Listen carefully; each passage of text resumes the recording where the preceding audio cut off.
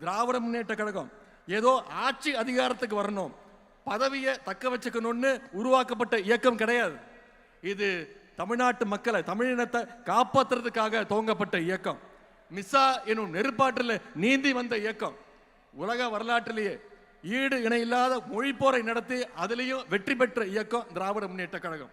தமிழ் மொழிக்காக தண்டவாளத்தில் தலை வைத்த இயக்கம் திராவிட முன்னேற்ற கழகம். பல துரோகங்களை, பல அடக்குமுறைகளை வீழ்த்திய இயக்கம் திராவிட முன்னேற்ற கழகம்.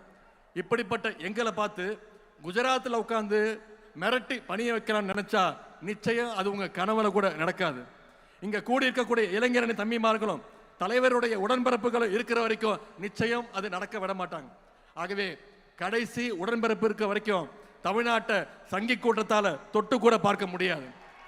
நீங்க பீகார்ல வெற்றி பெற்றிருக்கலாம், உத்தரப்பிரதேசம், மத்திய பிரதேசம்னு வடநாட்டில் நீங்க வெற்றி பெற்றிருக்கலாம். ஆனா தமிழ்நாட்டுக்குள்ள ஈஸியா நுழைஞ்சிடலான்னு நீங்க தப்பு கணக்கு போடுறீங்க. ஏன்னா நிச்சயம் நடக்காது. ஏன்னா தமிழ்நாட்டுக்குன்னு ஒரு தனித்துவம் இருக்கு. தந்தை பெரியார் அப்படிங்கிற கொள்கை நெருப்பு தமிழ்நாட்டை என்னைக்கும் சுற்றி நின்று காப்பாத்திட்டு இருக்கு. பேரறிஞர் அண்ணா, டாக்டர் கலைஞர் அவர்களும் அவங்க இன்றைக்கும் உணர்வாக இருந்து நம்முடைய தமிழ்நாட்டை வழி நடத்திட்டு இருக்கிறாங்க. ஜனநாயகத்தை பாதுகாக்க தன்னுடைய 23 வயசுலே மிசா கொடுமைகளை எதிர்கொண்ட கழக தலைவர் அவர்கள் நம்மை வழிநடத்த இன்றைக்கு இங்க இருக்கிறாங்க.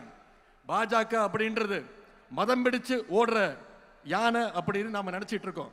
ஆனா அந்த யானையை அடக்கிற அங்குசம் இதோ இங்க இருக்கக்கூடிய நம்முடைய கழக தலைவர் முத்துவேல் கருணாநிதி ஸ்டாலின் அவருடைய கைகளில் நிச்சயம் இருக்கு.